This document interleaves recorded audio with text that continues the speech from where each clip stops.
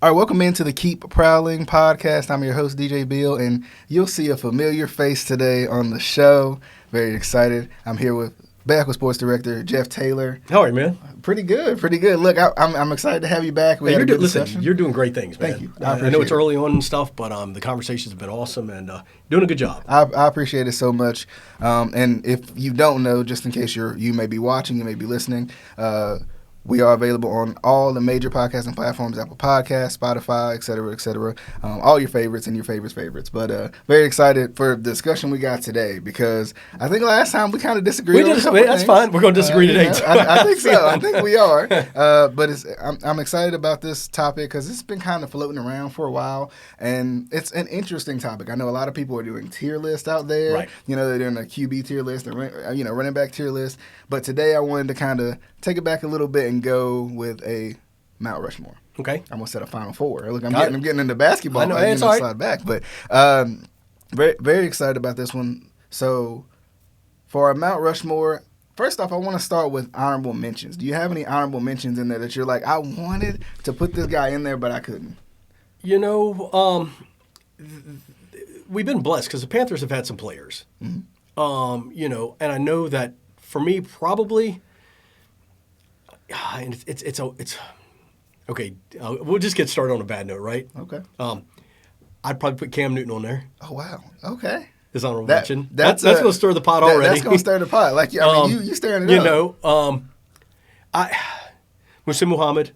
Mm-hmm. Who's going into the Ring of Honor? Right. Actually, oddly enough, that's what came up with this topic too. The timing was perfect. Right. Because him and Julius Peppers are going into the Hall of Honor. I would struggle, and I was a place kicker in school, in high school and college. So John Casey, okay, I could almost see him on Mount Rushmore, but nobody's going to put a kicker on Mount Rushmore. Right. At least I don't think so. Unless it's Justin Tucker, then we might think Justin about Tucker, Adam Vinatieri. I mean, you get into that, whatever. But it's so hard when you do these Mount Rushmore type deals because the question is, are you doing it on performance on the field? Or is it what it's meant to the organization? Yeah. And there's a fine line there. There is, and I think that's honestly a perfect segue before we even get into it, right? Because how do we define what a Mount Rushmore is? For me, when I look at a Mount Rushmore, I'm like, it's impact. It's like, what have you done for the team? The impact you had on the team? Did you change the trajectory of the team when you came? Right. But also at the same time, it is accomplishments. It is performance, right? But some of it, I think you can lean on a little bit of potential. You don't want to lean too much on that because, of course, there's guys who have done a lot, and I think you guys will know who I'm talking about once I get into mine. Right. And I don't want to give too much away too early. But it's funny because I feel like there's two guys. I have an honorable mention, and I have a guy who's on my list, right? And between those two guys, they're neck and neck. Right. It's like you almost can't have one without the other. Right. And I'll get into my honorable mentions, but I do want to hear like when you're making your Mount Rushmore, when you're thinking about your Mount Rushmore, how are you defining it? I think number one, when you think about Mount Rushmore as a whole, you're thinking about great leaders of our country who they did that one thing that was kind of impactful, if that makes sense. Mm-hmm. So for me, when I think about Mount Rushmore, I get the stuff on the field and maybe the stats over their years. But more importantly, what did they do for the organization as a whole in terms of putting the Carolina Panthers on the map? And I guess, and also, while we define it, it kind of gives everyone tuning in a chance to create your Mount Rushmore right now. Right, yeah. Because we'll want to see them or hear about them, right? Yeah. Definitely. So to me, the stats and stuff are great. I think, and it may be a generational thing. Mm-hmm. To be honest with you, and people think differently at certain ages. So while people are so into stats and all of this, some of the older generations like ourselves, maybe it's that one impactful moment or that historical type. Where did it steer the ship when you think about the Carolina Panthers? Yeah, and sometimes I think too, I kind of lean into because I think you can lean a little bit into coaches and personnel too. Sometimes. Oh, absolutely. I leaned into players on mine, but I know a lot of people who probably would say Jay Richardson belongs on a Panther. There'd be a few, possibly, right? There'd be a few. Ron Rivera deserves to be on a. I think a lot of people would say would say these things. People, but John Fox. I mean, So I mean, well, and then I mean, I don't know that anybody would put I don't know. We'll get into that later. I don't think Dave Tepper was on there right now, probably. But anyway, maybe down the road. Yeah. Down the road. We'll see. Yeah, we'll see. And that's the thing; it's always subject to change. Yeah. Right. As things go along, and that's the interesting part about I think Mount Rushmore's is you got to be careful about recency bias, but also you have to be careful about not forgetting about the recent guys too, because sometimes we think about greatest of all time. Well, and we want to put legends in it because they're legends, right? And that's where I'm struggling a little bit with a couple. Yeah, I mean I could understand that. Let me throw my honorable mentions out there, and okay, then, your list might solidify as we go along. Okay. So one of my first honorable mentions was Thomas Davis. That's and that's honestly, a fine line. That's a fine line. That's exactly what I was saying. Thomas Davis is a guy who is he's a Panthers leader in a lot of different. In the community, outside of the community, yes, but also on the field too. I think he leads the Panthers in tackles. Yeah, you have 2 leg injuries that would have sidelined anybody or ended people's careers, and you come back from 2. Yeah. But and along with Thomas Davis, I get the honorable mention. What he's done on the field, but the impact he's had on the Queen City. That's true. Just that in itself, it's like I think wow. And that's what I'm saying. That's why I couldn't. Sure. I always have to do 100 honorable mentions because there's a lot of guys you got to show. You got to give them their flowers. You got to show them respect. Sure. And Thomas Davis is one of those guys. 3-time Pro Bowler. I know our good friend Kelly Barter. She knows him very well, right? Like she always talks good about him. How good of a guy he is. Outside of the field too. So it's just I remember watching him play, and he was just awesome having that 1-2 punch with him and Kuechly too. Was just, it was amazing. Right. So with him, I think it's hard sometimes because you're like, yeah, I want to put the leading rusher in there, but then we got some other guys you can throw in there. Another honorable mention I have is of course Muhsin Muhammad. Yep. Right, going into the Hall of Honor. Yep. He's one of those guys where you're like, I think you got him and you got, I'm not going to give it away too much because I want y'all to, stay tuned in. I'm not going to give it away too much. I think a lot of people know who I'm talking about when I bring it up, but I think we do. Yeah, I think he's a little, he could be neck and neck with a guy, right? Possibly. He's one of those guys where he is a top 5 receiver in Panthers history. He's a guy that people remember. There's a reason he's going into you go into the Hall of Honor for a reason. Some of these guys you're going to be talking about, and it's where I struggle too. It's, the Carolina Panthers were founded. Who put them on the map? Yeah. Who were those 5 or 6 players that people nationwide were like, okay, does that make sense? Yep. And Muhsin was one of those guys. Yeah. When you talk about the Panthers early on, that is just, that's kind of the rock where you build your house, is somebody like that. Yep. And so I get it. No, I understand. Yeah, and another guy, of course, Jake Delhomme. I think you got to think about I think when you think about the Panthers, you think about Jake Delhomme. Absolutely, without question. If Cam was in the picture, it'd probably a whole another story for me. Right. But Jake Delhomme, and he's good in the community too. He's still around and stuff like that, so that's always awesome. And then I got 2 more, actually kind of 3 more. Sam Mills is one of them because he's one of those guys where I wouldn't put him in my Mount Rushmore per se, but at the same time, I think he was an impactful player. He helped put, he's one of those guys probably helped put the Panthers on the map when it came to the defensive end of the field. Agreed. He had an impact on the Thomas Davises of the world and the Luke Kuechlys of the world. Sure. So that's another one. And then kind of the 1-2 punch that are almost inseparable at this point. Jonathan Stewart, DeAngelo Williams, right? One in Jonathan Stewart is the all-time leading rusher. DeAngelo Williams is number 2. They were quite the 1-2 punch. Oh, they were the 1-2 punch. And if you want to, of course, hear more about DeAngelo Williams, he was on the Atlanta Little Show, yep. Not too long ago. So, in his own backyard, right? Which backyard, was really fun. Yeah, right, right. So, it's one of those things where I think those 2 guys, they deserve at least a little bit of praise. Absolutely, right? Because they were dogs. Like, for lack of a better term, they were the you can line up and get yardage. Yeah, every time, and no matter which one, right? So, and that was back in a time too when running backs were running backs. Oh yeah. And you didn't get the kind of prototypical whatever you get nowadays that can be a younger guy and a tinier guy getting out of the backfield and all that. And it was more about ground running in between the tackles. Yep. Yeah, just like that's what you was about to say, like running in between the tackles, ground and pound. And they were the guys who it wasn't as much receiving as it is now. No. It's right. kinda No, like right. We've seen the evolution of not only tight ends. Greg Olsen had him in there too, right? Right. Like we've seen the evolution of tight ends. From being mainly blockers, athletic linemen pretty much, right. to being, or I should say, more athletic linemen, because we know linemen are ridiculously athletic too. They just are bigger than everybody else. Right. But then at the same time, they become pass catchers. Right. They become primary targets, sure. safety. Put them in the slot. Yep, exactly. So those are my honorable mentions. I'm gonna start with you on the first guy you put on there. Do we just want to pick him together? Because it's probably the same guy. Yeah, I mean, if I think so. At top of it, I'd have to put Steve Smith. Okay. Yep. I think so too. You got to go. I mean, listen, number 10 receiver in NFL all time. Mm-hmm. People will argue and gripe back and forth about whether he's a Hall of Famer or not. I think he's a Hall of Famer without question. Absolutely. Yeah. But just the grit, the determination, just the attitude, the size.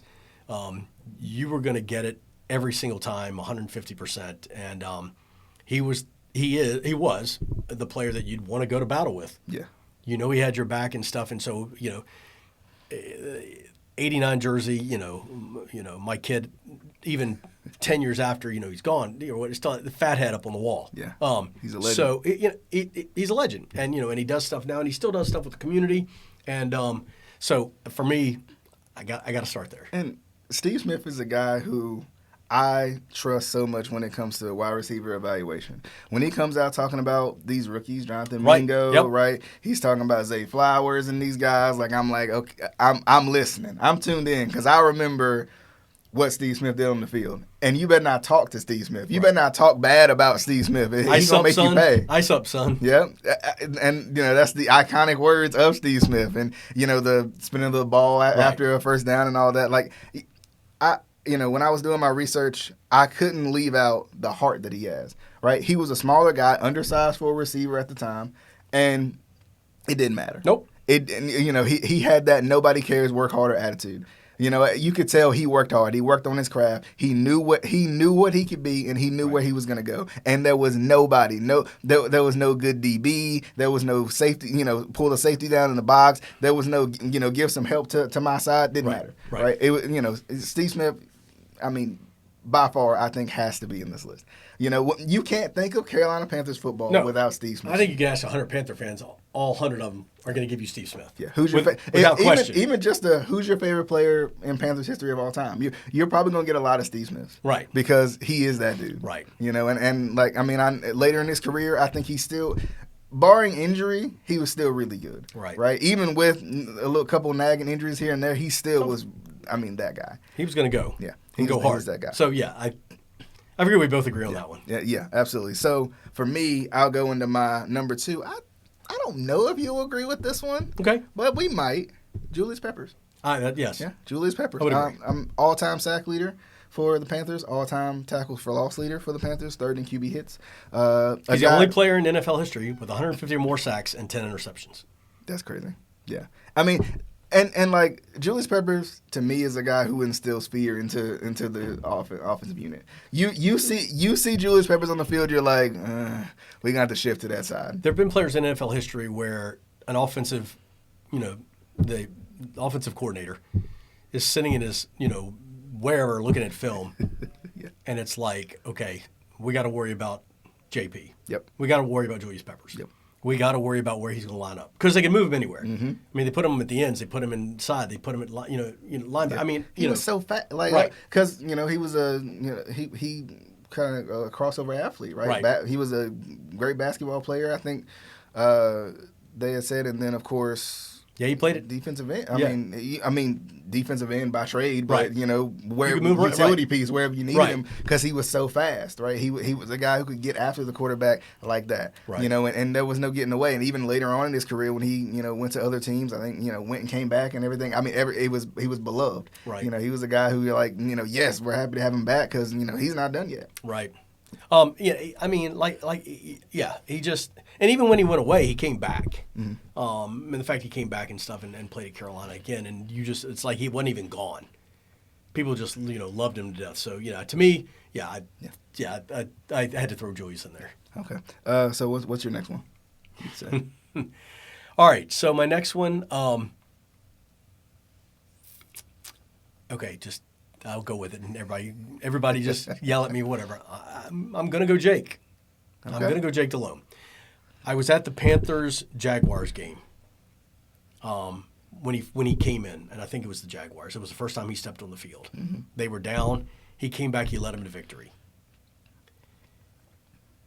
It was for me at that time of my life, and just kind of watching the Panthers. That is when the Carolina Panthers truly kind of took a step. Granted, they had been to an NFC Championship game with, God, who was the quarterback? Chris Weinke, I think. Mm-hmm. Back like their first or second year. God, right. Whatever. But there was just this, there was something about him. And it was just he was going to get in your face. He was going to lead a team. His energy, his passion, his enthusiasm, he just, do you know what I'm getting at? Yeah. And he led him to a Super Bowl, and had him there. Mm-hmm. I mean, they had New England on the ropes, yeah. And he led them there. And there was just this passion and energy about him that, and granted there was some other people around him, but I think that was just, and here's just like a good old boy, what I'm getting at. He was just he was a guy you'd want to go hang out with. Yeah. So for me, that's just me and how I felt about him and how he just kind of like. It's who he was. Yeah. I think, honestly, Jake Delhomme's not on my list. I'm just going to put it out there. No, let y'all know. I know. You're going to go the other route, go ahead. Yes, I am. Because I put him in the honorable mention. Right, sure. Because I had to give him his flowers. But I think, for whatever reason, Jake Delhomme does not get a lot of respect. I don't feel like. I feel like for whatever reason, he's like the forgotten guy.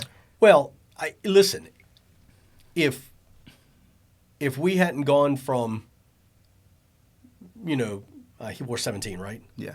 17 to 1, he'd be a lot more people probably talking about him. Yeah. I mean, do you know what I'm getting at? I mean, a lot more, and we'll talk more about it when you give yours or whatever, but, had there not been that afterwards, there might be, I mean, I go back to, and people who've listened or know me or whatever, I'm a Titans fan. Uh-huh. I mean, you go back to, Steve McNair, who, one of the most phenomenal players I've ever seen in my life or whatever, but there's been nothing really afterwards. Yeah.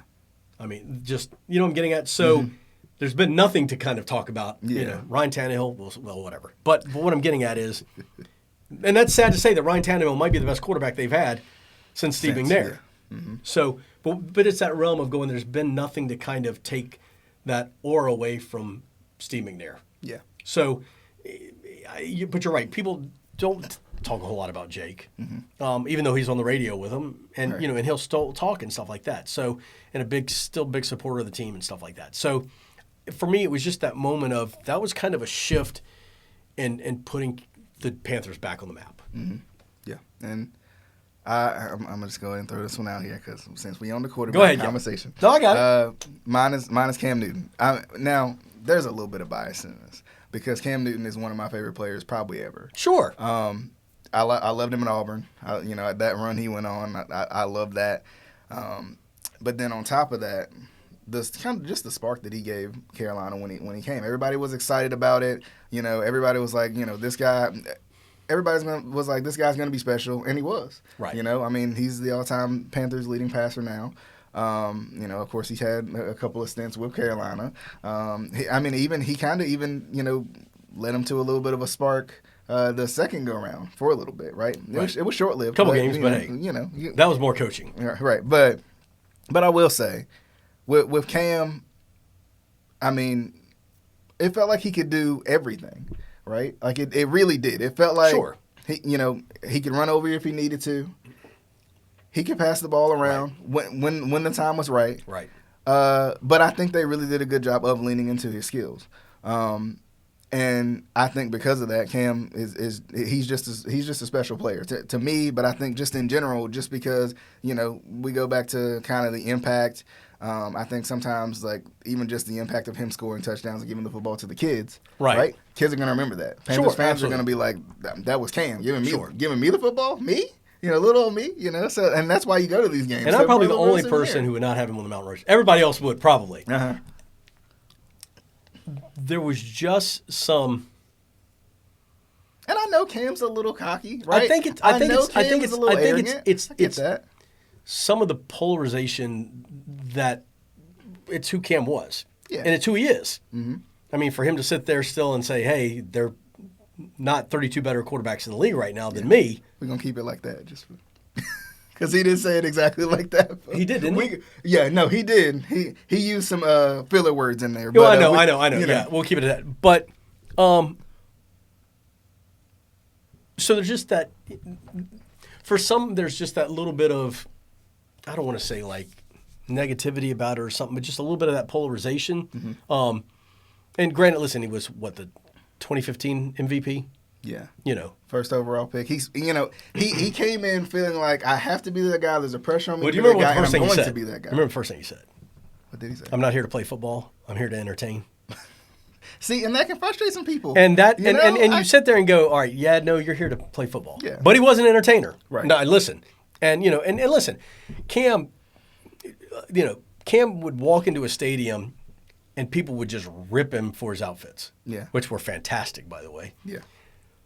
Joe Burrow's wearing the same thing. And people don't say a word. That's the funny part about it because I'm like, now you see all these fashion statements people making with their outfits throughout leagues. Like we're not talking about just the NFL. We're talking about the NBA, baseball, all of them. They're all wearing these outlandish outfits. Right. These fashion statement outfits. And Cam was a pioneer of that. No, does that put him on Mount Rushmore per se? Well, hey, no, but like fashion-wise, yes. Yeah. But listen, he's got unrivaled confidence. Listen, I'll give him that. I mean, I could easily be swayed and go, listen, he should be on there. I mean, there's no question what he's meant. Mm-hmm. But it gets back to your definition of Mount Rushmore. Yeah. Because even if you think about our Mount Rushmore now, let's go knock George Washington off and let's put up, Barack Obama. You know what I'm getting at? The impact that they've had, your Mount Rushmore could change all the time. Yeah, and it's that realm of, for me, I'm looking more at I mentioned Steve Smith. I've said Jake Delhomme. Who else did we say? Did I say anybody else yet, or just those two? Julius Peppers. And Julius Peppers. So I'm still going real, almost old school. Yeah. Do you know what I'm getting at? Mm-hmm. So yeah, and I think it's one of those things where it's it's perception. Right. How was I feeling when this guy was playing? Right. And this guy was making waves. Right. Because, even in my honorable mentions, I put out some guys who I'm like, they're almost interchangeable. Right. No, I agree. Agreed. So, and for me, last on the Cam thing, I don't know. He was just a special player. He just, I think with a little more protection in the offensive line and maybe the referees not being on him as much when it came to this type of stuff, I think he could have had a longer career. Well, it's still, and I guess we can do this because we're on a podcast, it's still, for Cam a lot of times it was still a race thing. And I hate to say that in terms of did he get the same protection that Tom Brady got? Right. No, he didn't. He gets crushed in the backfield, whatever. Brady gets hit, but Brady gets scraped, and it's a 15-yard. But it's style of play. Well, and I get, but at the end of the day, no matter what your style of play is, as officials and everybody else, you should respect it. Yeah. Do you know what I'm getting? Yes. So, I'll put it to you like this: other than Steve Smith, Cam Newton's the most electrifying player that the Panthers have ever seen. Yeah. And people probably argue beyond Steve Smith that Cam is that. So. Yeah. Yeah, anyway. Just the plays he was able to make. And, absolutely. There's a reason they went 15-1. Yep. That offense was special. Oh, absolutely. Wish they could have, closed the door on that one, but well, it's a whole different ballgame for a whole nother day. So you want to give your last one? You want me to give mine? You give yours, because I'm still debating on two. Okay. So for me, this goes back to the Thomas Davis argument from earlier. Luke Kuechly. Luke Kuechly's a hard one because he retired early. And a lot of it, I think people would say, is based off potential. I think for whatever reason, probably because of the potential of what Luke Kuechly could have been, I think a lot of people lean to Luke Kuechly being better than Thomas Davis. And I think you can say potential-wise, maybe. But what they actually accomplished, I think you could probably give the edge to Thomas Davis. You could. Yeah. So, because they were neck and neck at Right. what they did, and I think that's where I struggled with this one a little bit. Because as I did more and more research, like there's a little bit of me that just I'm like, Luke Kuechly's that guy. He's that dude. Right? He was that dude. He was vicious. He was mean. He was everything you wanted a linebacker to be. But then on top of that, I'm like, but Thomas Davis was just as good. But I think we lean on that, potential of what Luke Kuechly could have been, and we know he probably would have been a Hall of Famer because he was on that trajectory. Oh, absolutely. And the thing about Luke Kuechly, one of the purest defensive players I've ever seen, and what I mean by that is, as somebody who coached Little League football, Pop Warner football, and stuff like that, when I wanted kids to learn how to tackle, I would play Luke Kuechly video. Yeah. Head up, head to the side, shoulder. He wasn't there to lay anybody out. He wasn't there to knock your helmet off.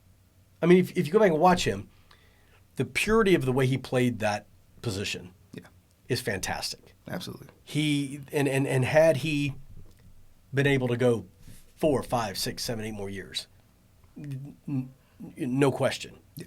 No question where he would have ranked in terms of defensive players who've played the game. Yeah. Period. Yeah. Where I think it came back to that Julius Peppers routine of when OCs were looking at film, they're like, okay, where's Kuechly? Where's he at? Yeah. Your running back, you better be ready to pick up Kuechly coming through the middle. Yeah, and you said, if he could have played 5, 6, 7 more years, but then when you look at it, it's crazy to think he was a 7-time Pro Bowler.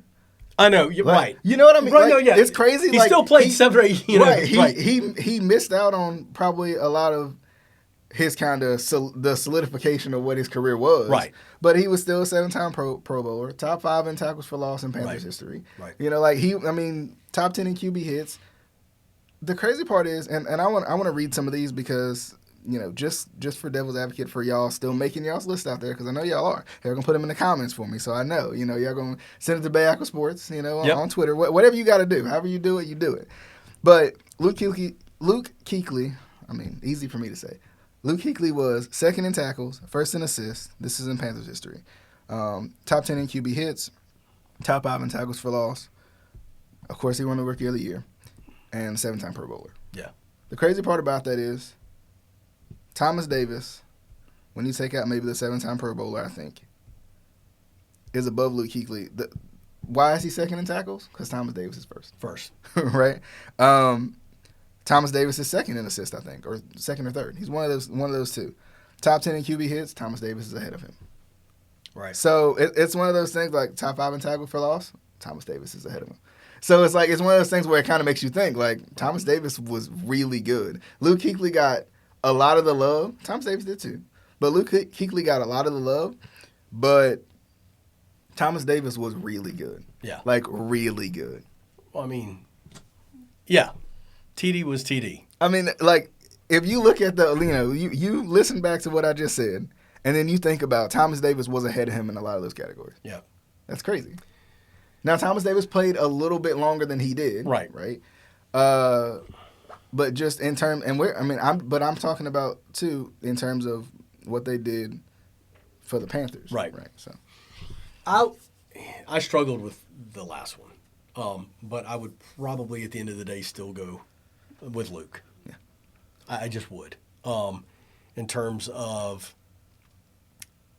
TD was in and out and injured and stuff like that or whatever. Luke it was that we needed somebody to lead our defense. Mm-hmm. We needed somebody to kind of pick us up. Yeah. If that makes sense. Offensive side of the ball, great. Defensive side of the ball, you just needed that, that person. Yeah. And Luke was it. Right. The day he said I'm done, I'm like, wait, what? I think it sent shockwaves. To the right. NFL. To go that route, and the only other side of the ball that you can think of somebody's career what could have been would have been Andrew Luck. Yeah. When he walked away from the game. So for what Luke did, and like you said, in the time, which was still 7 years, 8 years or whatever. That's a pretty good NFL career. Yeah. At the end of the day, I'd put him in there. Who I was struggling. There were two other people, which now I guess I should have mentioned him in honorable mention, but now I had been struggling, but now I'd put him in honorable mention. I struggle between Luke and Greg Olsen. Mm-hmm. Yeah. I mean, Greg, the epitome of what a tight end in the NFL is. Absolutely. Okay. I'm going for deep in here. Don't go. I'm not sure Cam Newton would have been a Cam Newton without a Greg Olsen. Okay. When Cam got out of the pocket and was looking, Greg would go, okay, I'm going to find an right. Yeah. Which the tight end does. Travis Kelce, anyway. But Travis Kelce, you know where Patrick Mahomes is going on third down if he's scrambling. Yeah. He's going to find Travis Kelce. They're those tight ends who know where to go, how to go, and how to do it. Exactly. And for what Greg has done on the field, for what he's done off the field, I love to hear him commentate. I think he's a great commentary, play-by-play. Color guy. It's fantastic.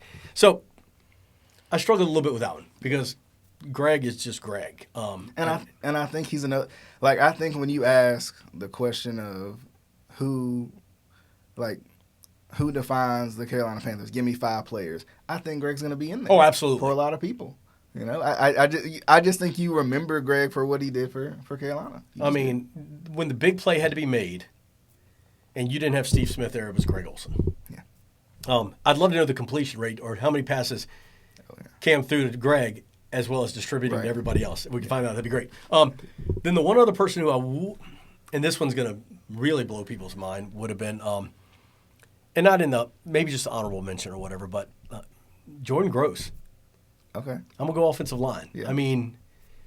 Jordan Gross was back at that time where, and linemen never get credit. Yeah. Let's just be real. Linemen just get yelled at. Unless you're the very first pick of an organization. Right. If you go to, the Ravens always lean on Jonathan Ogden because he was the first, he was a beast. Yes. I go back to and bear with me guys out there. I go back to the Titans who did Mike Munchak, Bruce Matthews. Mm-hmm. They had 4 number 1 picks, in a row for offensive line. Yeah. And look at what they did for, Eddie George and the Chris Johnsons. They when you did your 4 first picks were offensive linemen. Yeah. Maybe more teams need to think about that as we go forward. Yeah. But, and Jordan Gross, once again, what he did to help the Jake Delomes and the Steve Smiths do all that, and what he's meant to the community since. Right. Being a part of Charlotte and just the charitable work he's done and all that. But Luke would be my 4th. Yeah. But I struggled between him and Greg Olsen. Yeah, that was my biggest. Yeah. So we've given y'all plenty of time, plenty of time to come up with your. I always want to say 4 horsemen too, Ric Flair, Tully Blanchard, Dustin Rhodes, and Arn Anderson. I don't know what it is. That's fine. Hey, any variable of 4, I'm going to say it outside of saying Mount Rushmore for some reason. But the cool part is though, and it says a lot about organizations and teams and stuff when you do have to give it some thought. Yep. If you're going to narrow it down to 4 and you have to struggle somewhat, you've done okay. Yeah. Your team's done okay. Yeah. That's true. And had their moments. You know what I'm getting at? Yeah. I would go, give me the Mount Rushmore for the Cleveland Browns. Yeah. What? I might struggle with picking 4 players. So. Are you going back to the 1960s? Are we going back to Can I put Jim Brown on there 4 times? Well, yes. Yeah, there we go. Yeah. But you know what I'm getting at? So the fact you have to have but I think no matter, and I'll be interested to see the comments. Yeah. I think on everybody's, you're going to get 89. I think so, yeah. After that, probably 99%. I'm probably the only person who would put Cam on it. But 99% is going to put Cam. Yeah. After that, you never know. I struggle not putting Sam Mills on there. Yeah, that's another one. He's got a statue out front, and they keep pounding in the jerseys. Yeah, there's a reason, right? That in itself is, and taken way too early from us. That's when I would have. And I know you mentioned him, so that I could see a lot of people putting Sam on there. Yeah, I am interested to see what you all think. Who's tuning in? Who would be your Carolina Panthers Mount Rushmore? right? Who would you put on it? I mean, there's a variety of players you can pick from. Right. Anybody from Panthers history. From then until now. Yeah. I mean, there's some recent ones that you might think about, but don't forget about the Brad Hoover. Yeah. Fullback. Who was the tight end before Olsen? Back in the day. Oh, Wesley Walls. Yeah. So I mean, there's probably some guys that we didn't even mention that y'all like. I know. I know. Wait now. Captain Mutterland. That's another one. I mean, no, not Mount Rushmore, but Josh Norman was good. For his time he was here. I mean, he had his mainstay career while he was here. Let me ask you this though: 2 or 3 more years would CMC have been on it? I think so. Some people may haven't want him now. Now the hard part about that is who do you take off? Because if you give CMC what he's done, and a couple more years, let's say 5 more years. Let's just round it off at that. I mean, who do you take off? Can't take off Steve. No, you can't take off Steve. Y'all, you really can't. And I know I'm going to go against myself now. You really can't take off Cam. Yeah. Yeah, you can't. Well, then you got, and then here's the deal: do you have 2 offensive players, 2 defensive players? Let's talk about defense though real quick. To me, at the end of the day, though, when I think about Panthers and defense, Julius Peppers, Luke Kuechly, Thomas Davis. Yeah, those are the 3 that just kind of are it. Yeah. So one of those 3 have to be on it. That's true. I don't think you have any choice. To me, and CMC would have to have just blown it up as he would have continued. Now, I'm sure there are probably some listeners who might put CMC on there right now. Yeah. But then it's hard because yeah, but it's not. Do I even at this point in his career, would I say CMC deserves a spot over Jonathan Stewart or DeAngelo Williams? No. That's the thing. Yeah, well, because how healthy was he also? He missed what? Health does play a role. Yeah. How many, he played what, 2 full seasons? Yeah. I mean, it's, talented player, but and hopefully he can stay healthy for the rest of his career because, exciting player to watch. The trajectory is it continues to go up. As long as he stays healthy. Yeah. So, it'll be interesting, but definitely want to hear you guys' Mount Rushmore. Who, 4 players that, let's just say define Panthers history. Right. Let's go with that. Let us know. However you have to let us know. You can tweet us at Bahakel Sports. You can send us a Facebook message at Bahakel Sports. However, whatever you think. If I tag Jeff Taylor in this and you got to message him personally, do it. I know it would be coming, so just especially if you want to disagree with him. Yeah. So, but that's why I'm on here though. Yeah. I'm yeah, and I appreciate it as always. Definitely hope that as the rotation goes around again, I'm definitely we got you. Keep the block open for me. I got you. But I enjoy it, man. You do a good job. Thank you. I appreciate it. But as always, we're gonna sign off. Panthers Mount Rushmore. We want to know what you think. If you're tuning in, we got to know your thoughts more so than our thoughts because you guys might come up with something crazy interesting. But just so you know, you can always tune in on Apple Podcasts, Spotify, and all your favorite podcasting platforms. We're also on Bahakel Sports and Bahakel Sports on YouTube as well. So, Jeff, I definitely appreciate it. Good job, man. Definitely appreciate it. Yep. My pleasure. Always fun. It's always fun. Always a good time. So we'll definitely have Jeff back, and I'm gonna go ahead and sign off. This has been the Keep Prowling podcast. We'll see you guys on the next one. Until